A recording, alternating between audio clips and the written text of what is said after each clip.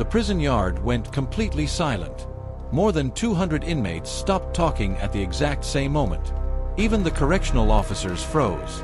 Nobody had blown a whistle. Nobody had shouted an order. Yet everyone knew something had just changed. One man had slowly stepped into the middle of the yard. He wore the same plain prison clothes as everyone else, but the look on every face told a different story. Men who had been arguing only seconds earlier backed away without a word. Others stared at the ground. A few quietly walked toward the walls, hoping not to be noticed. For years, people had whispered about America's most feared prison gang. They said the group could send messages without speaking. They said loyalty was everything and betrayal could destroy lives in a single day. They said even inside one of America's toughest prisons, their influence reached places most people could never imagine. But how much of those stories was true? On this day, investigative reporter Daniel Brooks had finally been given rare permission to enter the prison and learn the truth. He thought he was prepared. He had spent months reading court records, interviewing retired officers, and studying the history of prison gangs across the United States. Nothing had prepared him for what he was seeing now. The man in the yard looked directly toward Daniel for just 1 second. Then another inmate quietly walked over and handed him a folded piece of paper.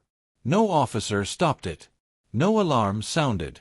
The paper disappeared into the man's pocket as if nothing unusual had happened. Daniel felt a chill run down his back. If a simple piece of paper could move through one of America's highest security prisons without anyone stopping it, what else was happening that nobody could see? He reached for his notebook. Just before he could write his first sentence, a loud metal door slammed shut behind him. Daniel turned around.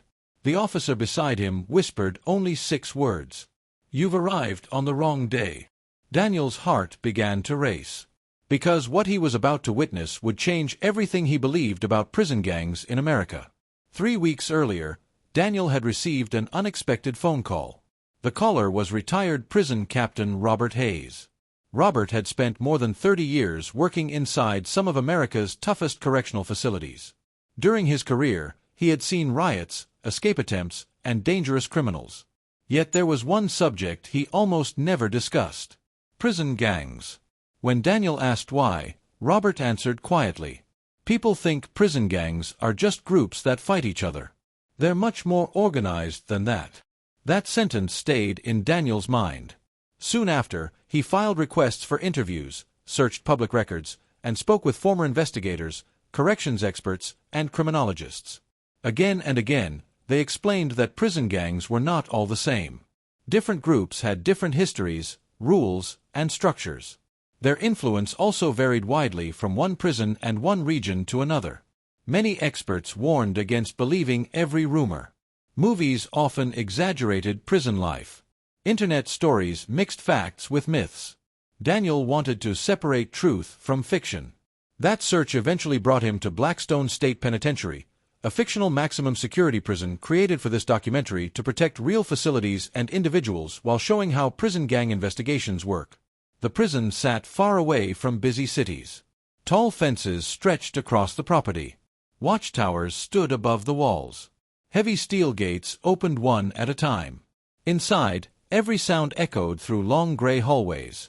Officer Lisa Carter greeted Daniel at the security entrance. "We don't fear noise," she said calmly. "We pay attention to silence." Daniel looked at her. "What do you mean?" Lisa didn't answer immediately. Instead, she pointed toward several security cameras watching the yard. "Sometimes silence tells us more than shouting." Daniel followed her through another locked door. He noticed officers greeting one another, checking equipment, and speaking professionally. The prison followed strict procedures designed to keep both staff and inmates as safe as possible. Everything looked controlled. Everything looked normal. Until one experienced officer suddenly stopped walking. He stared toward the yard. His face lost all color. Without taking his eyes off the window, he quietly reached for his radio. "Control," he said slowly. "I think something just started." Every officer nearby instantly turned toward the yard. Daniel stepped closer to the glass. Hundreds of inmates were no longer moving. Every pair of eyes was fixed on one single person standing alone in the center. And then, without warning, Another inmate began running straight toward him. The inmate ran across the yard so fast that everyone watching held their breath. Officer Lisa Carter immediately reached for her radio. "All units, stay alert," she said. The correctional officers did not rush into the yard. Instead, they stayed in their positions. Years of training had taught them that moving too quickly could make a tense situation even worse. Daniel Brooks pressed closer to the thick security glass. "What is happening?" he whispered. Retired Captain Robert Hayes, who had joined the visit that morning, kept his eyes on the yard. "We wait," he replied. "That's what everyone is doing." The running inmate finally reached the man standing alone. For one long second, nobody moved. Then, instead of throwing a punch, the runner quietly handed over another folded note. The man accepted it without saying a word. He opened the paper, looked at it for only a moment, and slowly nodded. The runner turned around and calmly walked away. The entire prison yard seemed to breathe again. Groups. For several long seconds, nobody inside the control room spoke. Every officer watched the camera screens. Daniel Brooks stared at the large monitor showing the prison yard. The folded note had changed something, but no one outside the group seemed to know exactly what it said. Officer Lisa Carter quietly lowered her radio. "That ended better than I expected," she said. Daniel looked at her. "You expected violence?" Lisa slowly shook her head. "No. I expected uncertainty. In prison, uncertainty is often the hardest thing to manage." Retired Captain Robert Hayes folded his arms. "People on the outside sometimes think prison gangs only survive because of fear. Fear is part of it, but organization is just as important." Daniel quickly wrote those words into his notebook.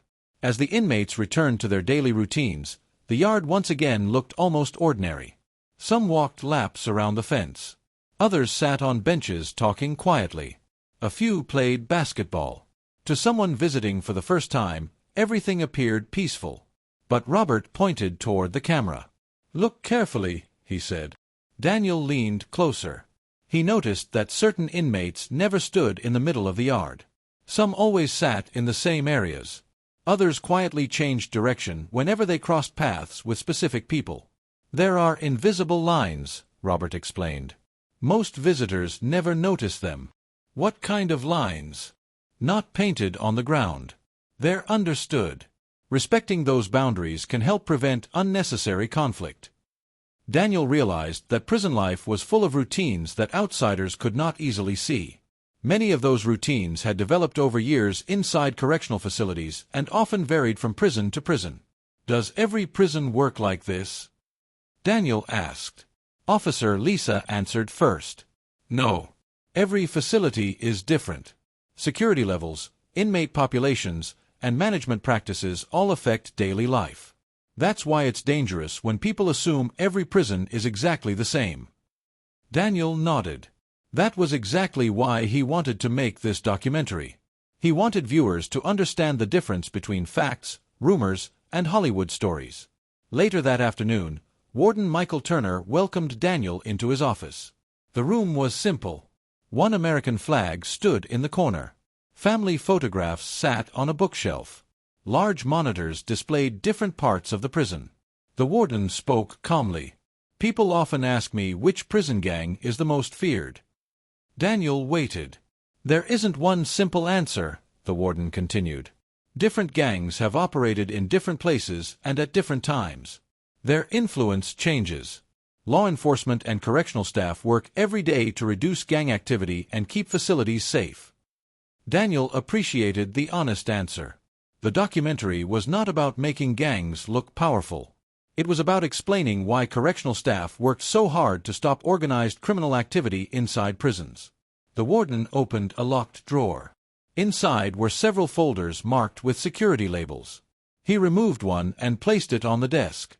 "This contains information that has already become public through court records and official investigations," he explained. "It helps show how investigators study criminal organizations without revealing sensitive security procedures." Daniel carefully opened the folder. Inside were timelines, photographs, and charts showing how investigators connected different crimes through evidence gathered over many years. What surprised him most was how patient every investigation had been.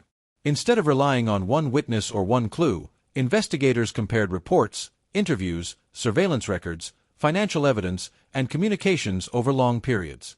Real investigations were built piece by piece. Not overnight. Robert smiled. That's the part movies usually leave out. Daniel laughed quietly. They skip months of paperwork. They skip years, Robert replied. As evening approached, Daniel joined Officer Lisa during one final walk through one of the prison corridors. The steel doors echoed as they passed each housing unit. Most inmates were returning quietly to their cells. The atmosphere felt calm. Almost too calm. Lisa suddenly stopped walking. She looked toward a security camera mounted above the hallway. "It shouldn't be pointing that way," she said. Daniel looked up. The camera had slowly shifted several degrees. It now faced a blank section of wall instead of the corridor.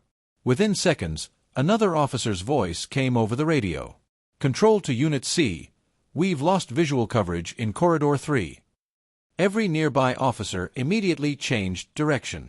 Before anyone reached the corridor, the prison lights flickered once. Then twice. And somewhere beyond the locked steel doors, a loud emergency alarm shattered the silence. The emergency alarm echoed through every hallway. Bright lights flashed overhead as steel doors automatically locked into place. Officers immediately moved to their assigned positions, following the prison's emergency procedures. Daniel Brooks felt his heart pounding. "What happened?" he asked. Officer Lisa Carter listened carefully to the radio clipped to her shoulder. "We don't know yet," she answered. "Right now, everyone follows protocol." The loudspeaker came to life. "Attention! Remain in your assigned locations until further notice." The voice was calm and clear. No one shouted. No one ran through the hallways without a reason. Daniel noticed something important. Every correctional officer already knew exactly where to stand. They had practiced emergency drills many times before. Even during a tense moment, they stayed focused. Retired Captain Robert Hayes nodded. "This is what training is for," he said. "Good preparation helps people make smart decisions under pressure." A few minutes later, the alarm stopped. The flashing lights turned off. The prison became quiet again. But it was not the same kind of quiet Daniel had noticed earlier. This silence felt heavier. Officer Lisa received another radio message. "Possible equipment failure in Corridor 3. Security team is investigating." Daniel looked relieved. "So it wasn't an escape?" Lisa shook her head. "At this point, we don't assume anything. We verify the facts first." That answer reminded Daniel why professional investigations take time. Jumping to conclusions could create confusion. Finding the truth required patience. An hour later, Warden Michael Turner called a meeting with several supervisors. Daniel was allowed to observe from the back of the room. A large screen displayed security camera footage from different parts of the prison. One by one, technicians reviewed every camera. Most had worked perfectly. Only one camera had briefly lost its normal position. The technician zoomed in. "It appears the mounting bracket became loose," he explained. "There is no evidence that anyone tampered with the camera." Daniel wrote another note. Sometimes the biggest scares had simple explanations. But that did not mean the staff relaxed. The warden spoke to the room. "Continue checking every system. We never ignore unusual events." Everyone agreed. After the meeting, Daniel walked with Robert through another secure hallway. "You seem surprised," Robert said. "I expected constant chaos," Daniel admitted. Robert smiled. "That's another myth. Most days inside a prison are built around routine. Meals, counts, work assignments, education programs, recreation, and security checks happen on a schedule. Staff works hard to keep the environment predictable because predictability helps improve safety." Daniel looked through a small reinforced window. Inside one classroom, several inmates were reading books. In another room, others were learning job skills. "It isn't what people usually see in movies," Daniel said. "No," Robert replied. "Those moments rarely make headlines." As the afternoon continued, Daniel interviewed several corrections professionals. Each one repeated a similar message. Organized criminal groups can create serious challenges inside some correctional facilities, but trained staff, careful investigations, and cooperation between law enforcement agencies have prevented many dangerous situations over the years.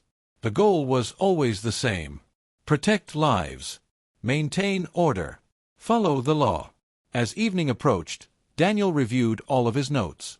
He realized the documentary was becoming something different from what he first imagined. It was not a story about making prison gangs seem larger than life.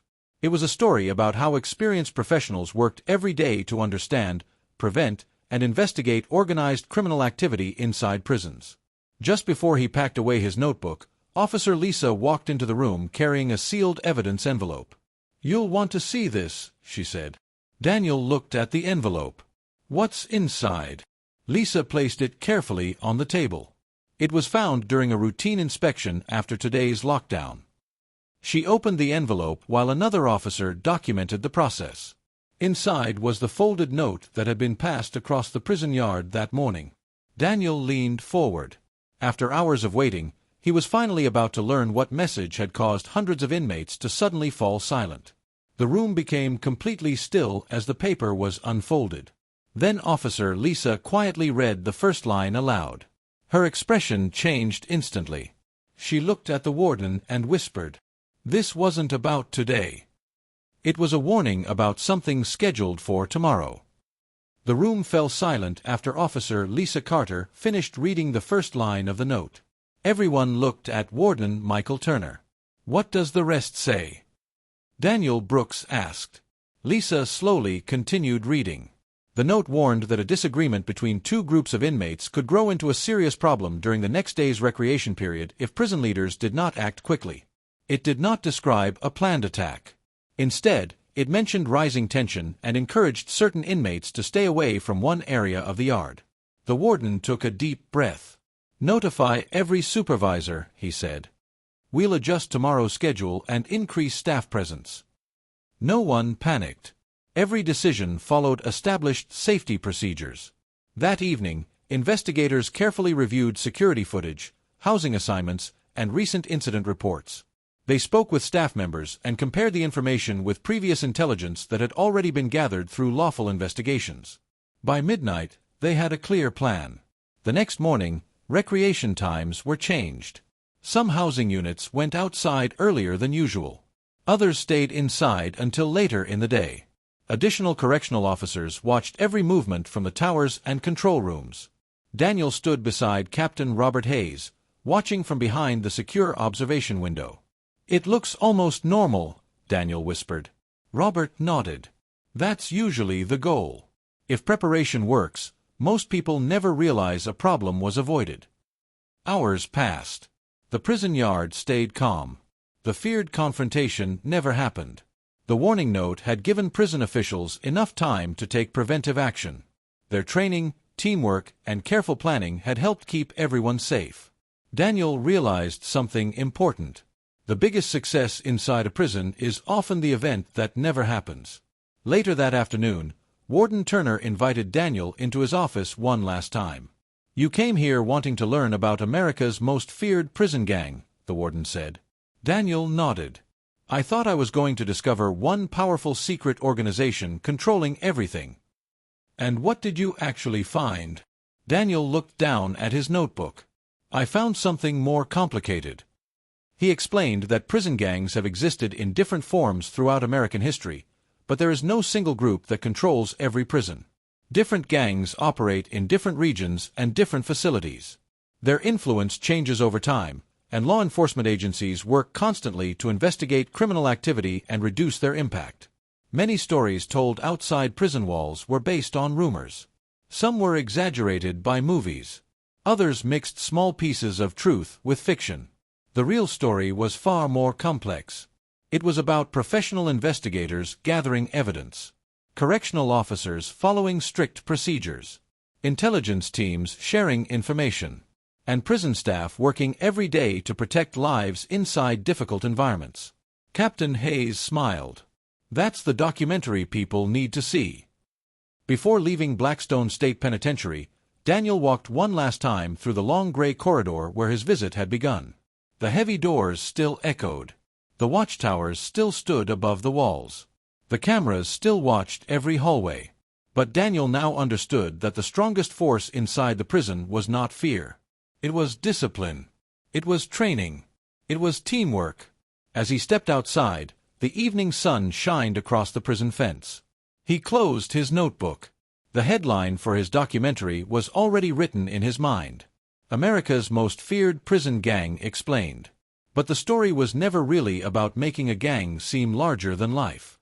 It was about understanding how organized criminal groups can develop inside correctional systems, why they are taken seriously by law enforcement, and how dedicated professionals work every day to prevent crime, maintain order, and keep both staff and inmates safe. Daniel drove away knowing he had found the truth. The most powerful weapon against organized crime was never fear.